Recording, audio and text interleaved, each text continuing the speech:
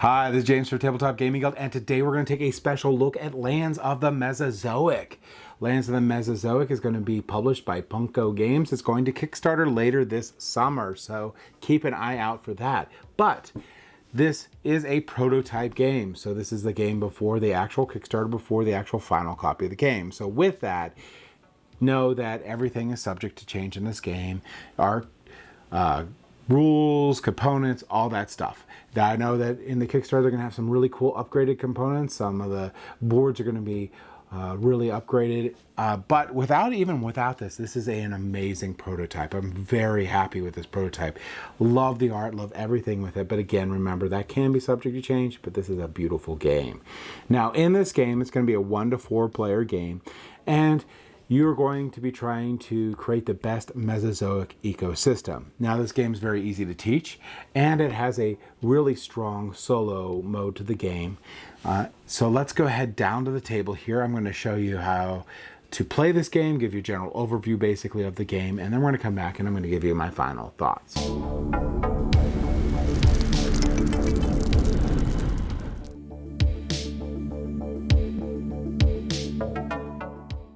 All right, so this is Lands of the Mesozoic. Now, a couple quick notes about this. It is a prototype. It's going to be coming to Kickstarter later this summer. Even though this is gorgeous, everything here is subject to change. Art, components, some of the rules might be tweaked.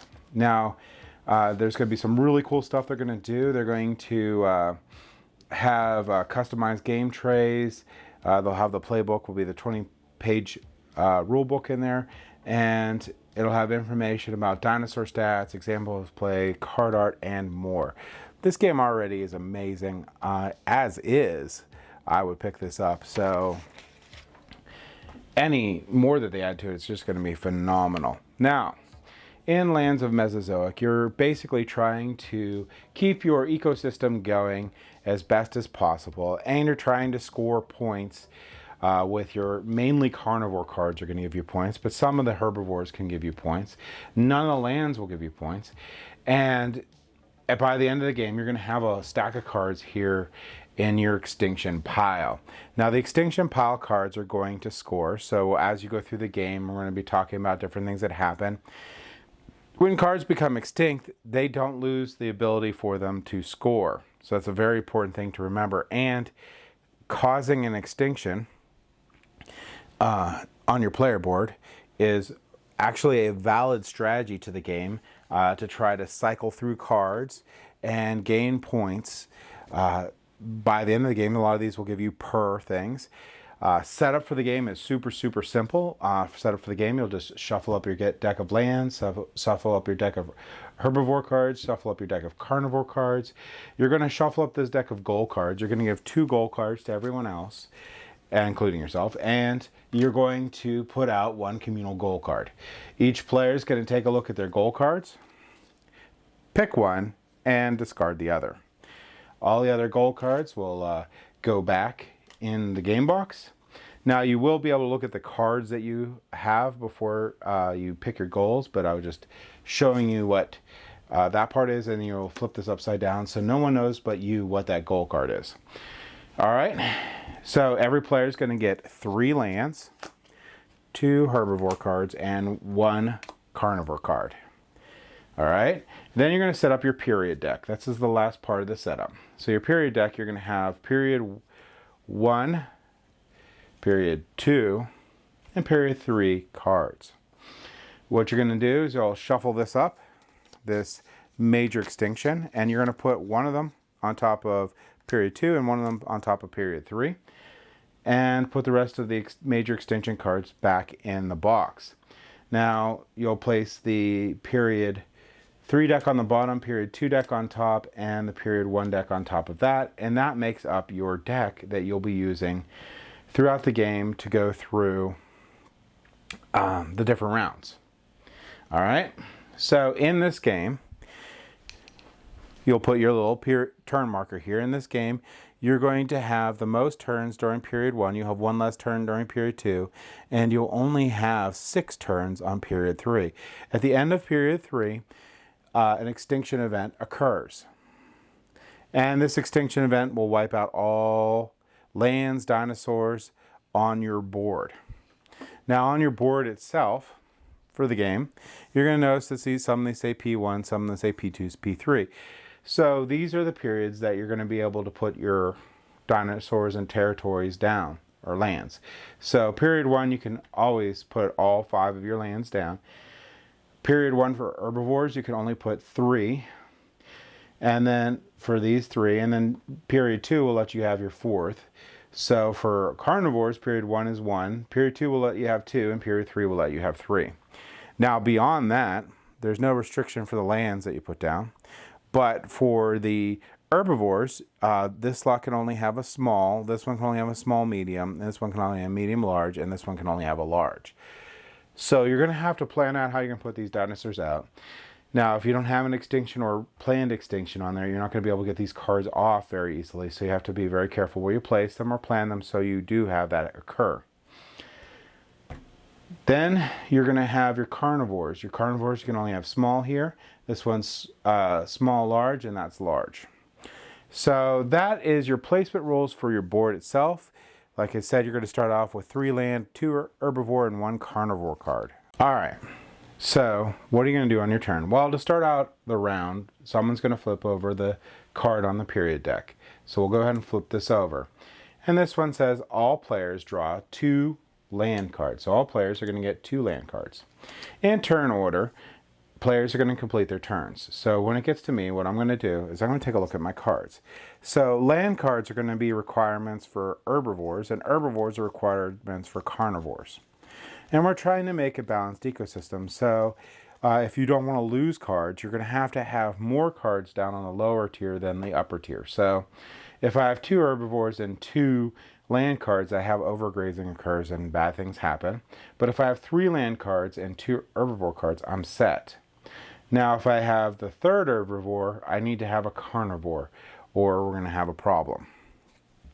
So how do we do things? Well, if I wanted to play this land here, this prairie, I would have to pay the cost in the upper left-hand corner. In this case, it is discarding 1 card.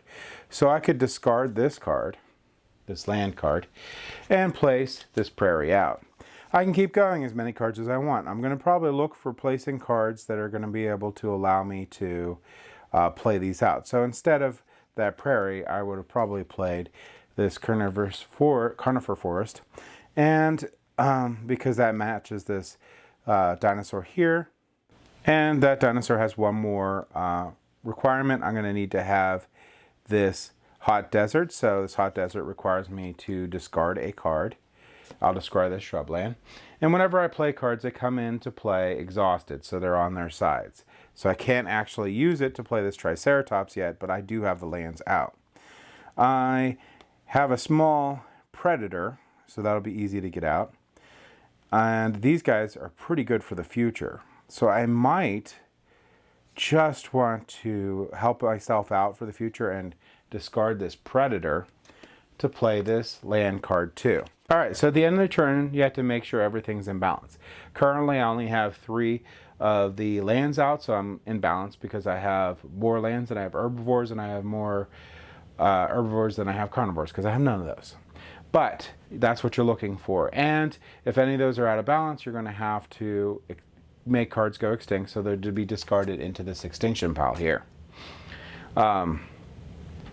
Once that's okay, then you're going to see if you have overgrazing. So if you have overgrazing, what basically that is you're going to have more than 2 herbivores. If you have more than 2 herbivores and not a carnivore to cancel it out, so a carnivore will cancel out one of the herbivores. So if I had 3 herbivores and no carnivores, I'd have overgrazing, and then I would lose a land. And if that causes my system to be out of balance, then I have to balance it. So I could lose a lot of cards that way, and they'd all go extinct. So that would end my turn. Then this period marker would move forward after everyone's taken their turn. And the next period card would be flipped over. Now most of period 1 is going to be drawing cards, which is cool. So I got to draw 2 more cards. And this is my new hand, and I will turn these cards up. And on my turn, I can use these lands to play a Triceratops. So I could play Triceratops to the medium location right here, because it's available for period 1. And I'd have to turn those 2 resources. All right. Then I have a river. Oh, by the way, it also has, so I had those 2 resources. I also have to discard 3 cards. So if I wanted to play that, I would have to discard all 3 cards that I have. And that would pretty much end my turn. Now, a couple things that were on this Triceratops is this Triceratops would come into play exhausted, so it would actually went to its side, not upright. I keep doing that. This is the amount of points it's worth at the end of the game. So this one's worth 3 points. You'll notice that all the lands are worth 0 points. And this is the first card that I put out that actually has a ability where you could turn it to the side and do something. So if you turn this to the side to do something, you can't use this to pay for a carnivore, but you get this cool ability. This one here says, look at the top of the Herbivore deck. If it has a tap ability or a turn ability like this guy, you may perform that action at no cost and discard the card. So that's pretty cool. So those cards are available. If you do use them for their actual action, then you won't be able to use it to pay for carnivores and stuff. The end turn will end, and I'm still good for my ecosystem. I have 3 lands, which is more than my 1 herbivore, and I don't have more than 2 herbivores. So turn these upright. Next turn, play the card. All players draw a herbivore. And this is the herbivore that I got. So I don't have a wetland. I forgot to move the marker forward. I don't have a wetland, but I do have a desert, so I can maybe play this guy in the future. But for now, I'm going to activate this Triceratops. So the Triceratops will pop this top card, and this says extinct this card, draw a herbivore. So I'll go ahead and do that. I can do that for free, so I will. I'll draw a card. Now I have 2 cards in my hand. I have this Brachiosaurus, so I need 2 of this type of land type and 2 of the carnivore forest, which I don't have. I would probably end my turn at this point, and the next period card would flip over. This one has no effect. So you're going to continue doing this until you hit a extinction. When you hit the major extinction, you're going to a couple things going to happen. Now there's no card limit in the game, but keep in mind that every time this extinction happens, something with your hand happens. So every player discards 1 card in hand. Some of them are you discard down to 6 cards or whatnot. So keep that in mind. And there's a healthy stack of these extinction cards, so you never really know which one's going to pop up. But this one here is going to be exhaust all carnivore cards. So that means that you won't have any carnivore cards available to use at the beginning of your turn. Then you would continue on. And this period 2 is a lot of draw. Period 3, though, has some neat things that can happen here. But once all these cards run out, the end of the game will occur. All your creatures will die, and you'll score up your points. Like I said, you have points on here, but your carnivores are going to give you those extra points, a lot of the extra points in the game here. This one here, let's see. This one here at the end of a period, gain 2 points if this card is in play for the Allosaurus. This one here, you can tap, discard 1 card, gain a point, and you use these old tokens here to track those points.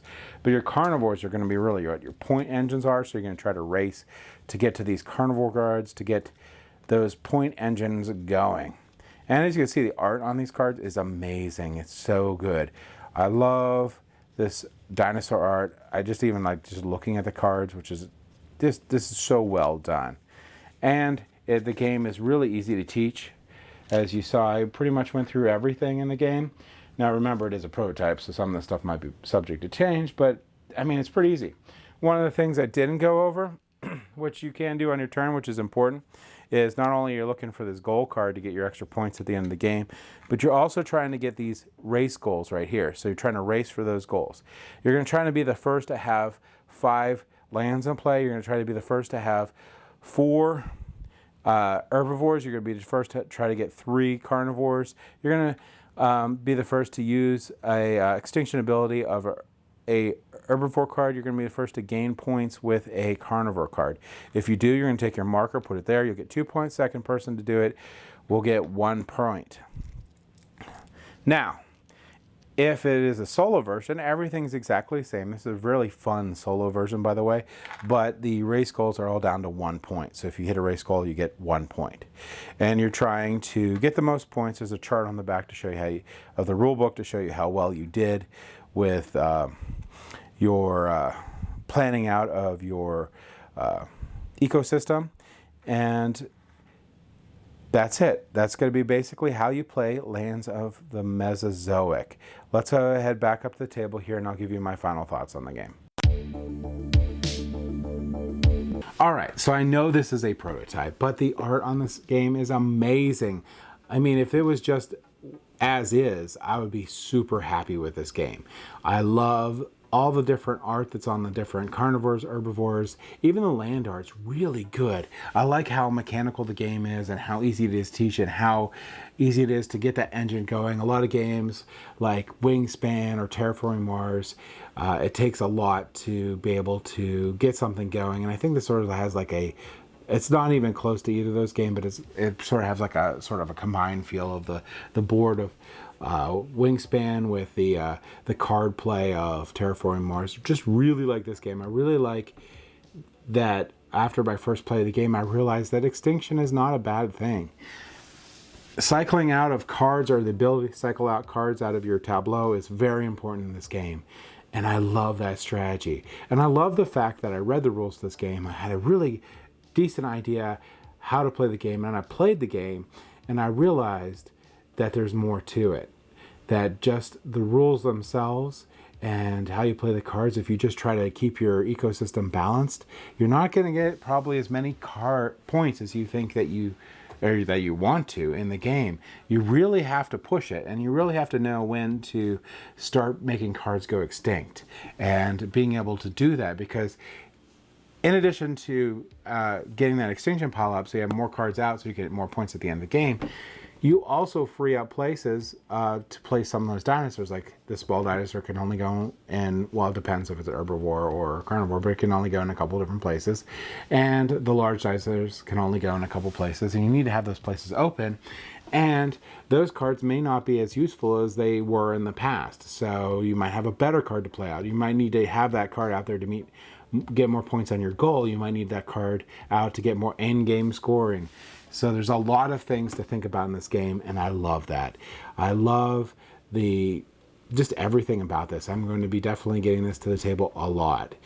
And I can't say that about many prototype games.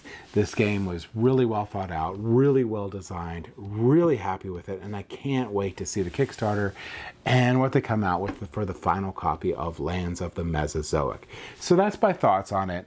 I really think that if you like dinosaur games, or if you like games like Wingspan or Terraforming Mars or Ark Nova, you may want to definitely check this one out.